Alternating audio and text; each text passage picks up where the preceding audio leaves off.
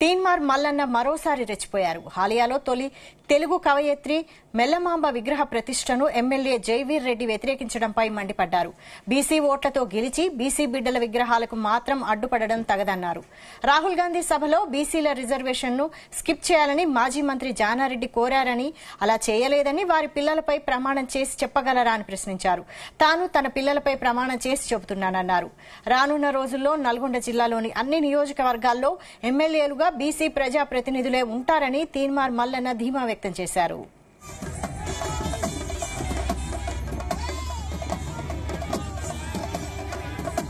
ఇక్కడ ఎమ్మెల్యేగా మంత్రిగా పనిచేసిండు.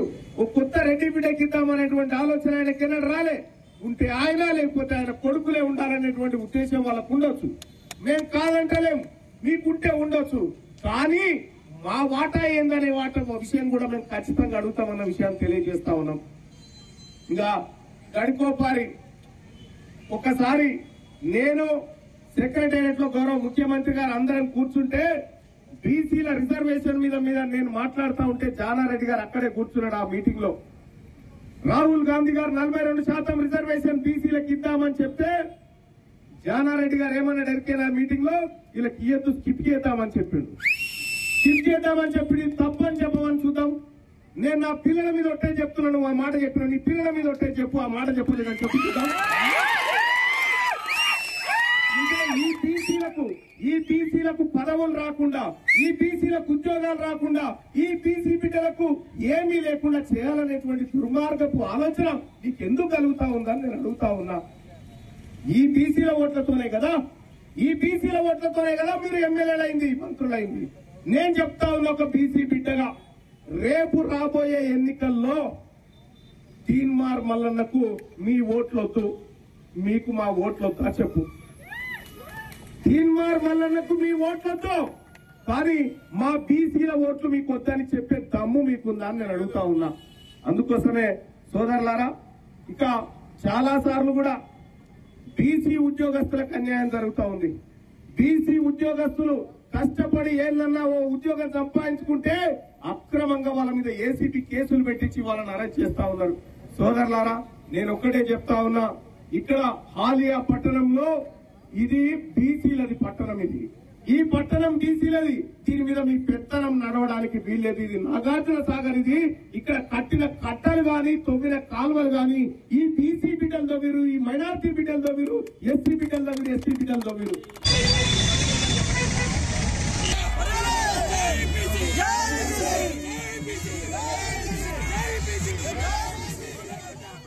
తీన్మార్ మల్లన్న మరోసారి రెచ్చిపోయారు. హాలియాలో తొలి తెలుగు కవయిత్రి మెల్లమాంబ విగ్రహ ప్రతిష్టను ఎమ్మెల్యే జైవీర్ రెడ్డి వ్యతిరేకించడంపై మండిపడ్డారు. బీసీ ఓట్లతో గెలిచి బీసీ బిడ్డల విగ్రహాలకు మాత్రం అడ్డుపడడం తగదన్నారు. ఇదే అంశానికి సంబంధించి మరిన్ని డీటెయిల్స్ మా ప్రతినిధి జానయ్య అందిస్తారు. జానయ్య.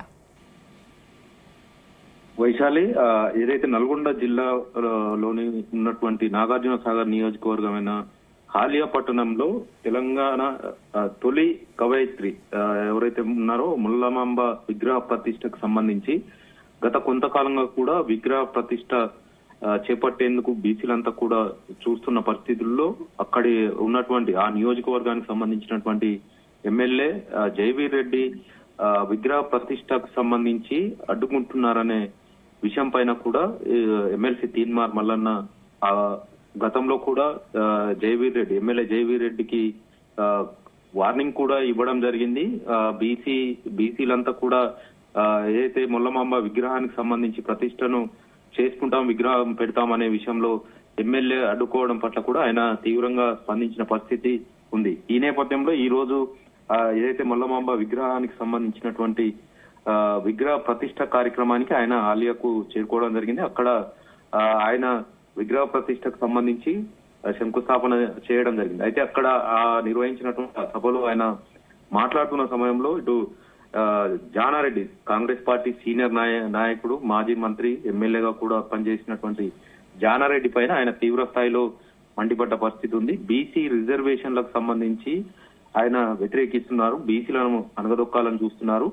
బీసీల రిజర్వేషన్ తో పాటు ఇటు బీసీ కులగణనకు సంబంధించి కూడా కాంగ్రెస్ పార్టీ సీఎం రేవంత్ రెడ్డి ఆధ్వర్యంలో చేపట్టినటువంటి సమావేశంలో కూడా ఆయన ఆ విషయంలో అడ్డుకోవడం జరిగింది. ఆ విషయం కాదని మీ పిల్లల మీద ఒట్టేసి చెప్తారా అనే విషయంలో కూడా ఆయన తీన్మార్ మల్లన్న జానారెడ్డికి సవాల్ విసిరారు. నేను నా పిల్లల మీద ఒట్టేసి చెప్తాను, మీరు ఖచ్చితంగా బీసీల విషయంలో వ్యతిరేకంగా ఉన్నారు, బీసీల ఎదుగుదలను అడ్డుకుంటున్నారనే విషయాన్ని ఆయన ప్రస్తావించడం జరిగింది. దీంతో పాటు బీసీలకు జరుగుతున్నటువంటి అన్యాయం విషయంలో కావచ్చు, నల్గొండ ఉమ్మడి జిల్లాలో ఉన్నటువంటి 12 నియోజకవర్గాల్లో రిజర్వేషన్ పరంగా ఎస్సీ 2, ఎస్టీ 1 పోగా ఒక్క బీసీకి మాత్రమే టికెట్ ఇవ్వడం జరిగింది. మిగతా 8 చోట్ల మొత్తం రెడ్డి సామాజిక వర్గానికి సంబంధించినటువంటి నేతలే పోటీలో పాల్గొన్నారు. బీసీలకు అన్యాయం జరుగుతుంది. వచ్చే ఎన్నికల్లో బీసీలకు తగిన ప్రాధాన్యత ఇవ్వాలి, బీసీలంతా కూడా పోటీలో ఉండాలి, ప్రజాప్రతినిధులుగా ఎదగాలి, రాజకీయంగా ఎదగాలనే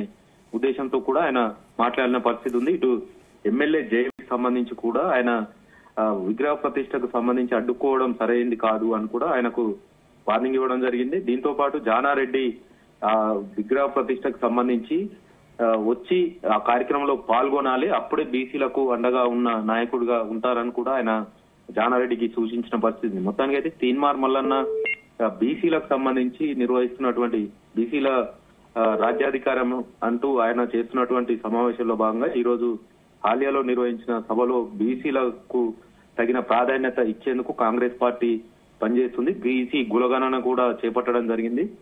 రాహుల్ గాంధీ బీసీ డిక్లరేషన్ కోసం కట్టుబడి ఉన్నాడు. రాహుల్ గాంధీ ఆదేశాల మేరకే బీసీ కులగణన చేపట్టడం జరిగింది. కాబట్టి బీసీలంతా కూడా ఏకతాటి మీదకి రావాలి, అగ్రవర్ణాల్లో ఉన్నటువంటి పేదలంతా కూడా మాతో కలిసి రండి, మేము మీకు తగిన ప్రాధాన్యత ఉంటుందని కూడా ఆయన వ్యాఖ్యలు చేయడం జరిగింది. ఇటు సొంత కాంగ్రెస్ పార్టీ పైన ఆయన చేసిన కామెంట్స్ ఏదైతే ఉన్నాయో జానారెడ్డి కావచ్చు, ఇటు ఎమ్మెల్యే జైవీర్ రెడ్డి పైన చేసినటువంటి వ్యాఖ్యలు ఏవైతే ఉన్నాయో అవి రాజకీయంగా మాత్రం కొంత దుమారాన్ని లేపాయని చెప్పొచ్చు. గతంలో మిర్యాలగూడ సభలో కూడా రెడ్డి సామాజిక వర్గాన్ని టార్గెట్ చేస్తూ మాట్లాడిన తీన్మార్ మల్ల మరోమారు ఈ రోజు జరిగినటువంటి బీసీ వెంగమాంబ విగ్రహ ప్రతిష్ట కార్యక్రమంలో ఆయన చేసిన వ్యాఖ్యలు మరోసారి రాజకీయంగా దుమారం లేపాయి. ఇటు తెలంగాణ వ్యాప్తంగా కూడా దీనిపైన చర్చ సాగుతుందని మాత్రం చెప్పవచ్చు. వైశాలి, అయితే జానయ్య, ఈ నల్గొండ జిల్లాలో ఒక వర్గం ఆధిపత్యానికి తీన్మార్ మల్లన్న ఎలాంటి సవాల్ విసురుతున్నారు? వైశాలి, గతంలో కూడా ఏదైతే మిర్యాలగూడ సభా వేదికగా కూడా ఆయన నల్గొండ ఉమ్మడి జిల్లాకు సంబంధించి 3 కుటుంబాల పరిధిలోనే నల్గొండ జిల్లా రాజకీయం అంతా కూడా కాంగ్రెస్ పార్టీకి సంబంధించి సాగుతుందని, ఆ 3 కుటుంబాల ఏదైతే కాంగ్రెస్ పార్టీకి సంబంధించి వారి చేతిలో 3 కుటుంబాల చేతిలో ఉందో అదంతా బయటికి తీసే విధంగా కూడా తను ప్రయత్నం చేస్తాను, బీసీలకు తగిన ప్రాధాన్యత ఇచ్చేందుకు కూడా చూస్తానంటూ కూడా ఆయన వ్యాఖ్యలు చేయడం జరిగింది. దీంతో పాటు ఈ రోజు ఆయన చేసిన మరో వ్యాఖ్య కూడా నాగార్జున సాగర్ కు నియోజకవర్గానికి సంబంధించి సొంతంగా ఎప్పుడు కూడా జానారెడ్డి పోటీ చేస్తున్నారు, జానారెడ్డి తర్వాత ఆయన కుమారునికే అవకాశం కల్పించారు కానీ మరో రెడ్డి సామాజిక వర్గానికి సంబంధించినటువంటి నేతకు అవకాశం కల్పించలేదు. అంటే ఎన్ని ఎన్నికలు వచ్చినా కూడా ఏ రకమైన ఎన్నికలు వచ్చినా కూడా తన కుటుంబానికి సంబంధించిన వారే పోటీలో ఉంటున్నారు, మిగతా వారికి అవకాశం ఇవ్వడం లేదంటూ ఆ కుటుంబ పరంగా మాత్రమే ఇక్కడ పాలన సాగుతుంది, ప్రజాప్రతినిధులు వాళ్లే ఉంటున్నారు అంటూ కూడా ఆయన అటు జానారెడ్డి కుటుంబానికి సంబంధించి ఇటు ఈ రోజు చేసిన వ్యాఖ్యలు ఉన్నాయి. గతంలో కూడా ఇటు కోమటిరెడ్డి బ్రదర్స్ కావచ్చు, అటు ఉత్తమ్ కుమార్ రెడ్డి మంత్రులుగా ఉన్నటువంటి ఉత్తమ్ కుమార్ రెడ్డి ఎమ్మెల్యే మంత్రిగా ఉన్నారు, ఆయన భార్య ఎమ్మెల్యేగా ఉన్నారు, ఇటు కోమటిరెడ్డి వెంకటరెడ్డి ఎమ్మెల్యే మంత్రిగా ఉన్నారు, ఆయన సోదరుడు కోమటిరెడ్డి రాజగోపాల్ రెడ్డి కూడా ఎమ్మెల్యేగా ఉన్నారు. ఇలా వీరి చేతుల్లోనే ఈ నల్గొండ రాజకీయం, కాంగ్రెస్ పార్టీకి సంబంధించిన రాజకీయం అంతా కూడా వీరి చేతుల్లోనే కొనసాగుతుంది. దీంతో రెడ్డి సామాజిక వర్గానికి సంబంధించి కూడా మిగతా వారికి అవకాశం రాకుండా వెళ్తుంది. వీరే 4-5 టర్ముల్లో వాళ్లే పోటీ చేయడం, వాళ్లే పదవులు అనుభవిస్తున్న నేపథ్యంలో అటు రెడ్డి సామాజిక వర్గంలో కూడా అన్యాయం జరుగుతుంది, ఇటు బీసీలకు తీవ్ర స్థాయిలో అన్యాయం జరుగుతుంది, రాజకీయంగా ఎదుగుదలను అడ్డుకుంటున్నారనే విషయంలో కూడా తీన్మార్ మల్లన్న ఈ బీసీ ఆత్మీయ సమ్మేళనాల పేరుతోటి సభలు నిర్వహిస్తూ బీసీలను అంతా ఏకం చేసే ప్రయత్నం చేస్తున్న పరిస్థితి ఉంది. దీంతో పాటు బీసీలకు రాజకీయంగా ఏదైతే రిజర్వేషన్ కావచ్చు, రాజకీయంగా అవకాశాలు కావచ్చు, ఇటు ప్రజాప్రతినిధులుగా పోటీ చేసేందుకు అవకాశాలు కావచ్చు, ఈ అన్ని కూడా ఆయన పరిగణలోకి తీసుకోవడంతో పాటు బీసీలకు జరుగుతున్నటువంటి అన్యాయం పైన కూడా ఆయన తన ప్రసంగాల్లో వ్యాఖ్యానించడంతో పాటు ఇటు రెడ్డి సామాజిక వర్గాన్ని టార్గెట్ చేస్తూ కూడా ఆయన మాట్లాడిన సిచ్యువేషన్ కనబడుతుంది. ఎందుకంటే మొత్తానికి వారే ఎప్పుడు పోటీలో నిలబడడం, ప్రజాప్రతినిధులుగా వారే అన్ని పదవుల్లో వారే ఉండడం పైన కూడా ఆయన తీవ్ర స్థాయిలో మండిపడుతున్న పరిస్థితి ఉంది. ఈ నేపథ్యంలోనే బీసీలంతా కూడా ఏకతాటిపైకి రావాలి, అగ్రవర్ణాల్లో ఉన్నటువంటి పేదలంతా కూడా మాతో కలిసి రండి, మీకు తగిన ప్రాధాన్యత ఇస్తాము అంటూ కూడా ఆయన చేస్తున్న ప్రచారంలో భాగంగా